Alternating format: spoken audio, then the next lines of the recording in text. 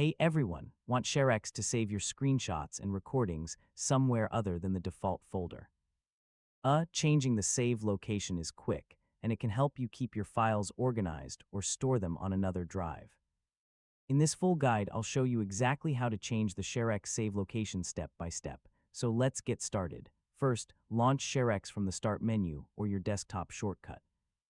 Once it opens, you'll see the main interface with all of the application's capture and settings options. Next, click Application Settings, then open the Paths section.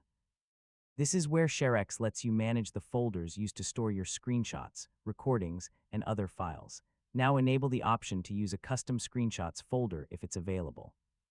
Then click Browse, select the folder where you want ShareX to save your captures, and confirm your selection. Yeah, you can choose a folder on another drive if you prefer. After choosing the new location, close the Settings window. ShareX automatically remembers your new save folder, so future screenshots and recordings will be stored there. Next, take a quick screenshot or record a short screen clip. This is the easiest way to confirm that ShareX is saving new files in the folder you selected. If you'd like even better organization, you can also customize subfolder patterns and file naming options inside ShareX.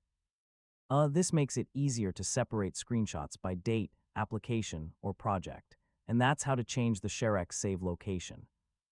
Once you've selected your preferred folder, all of your future captures will be stored there automatically, making your workflow much easier to manage. Thanks for watching, and I'll see you in the next tutorial.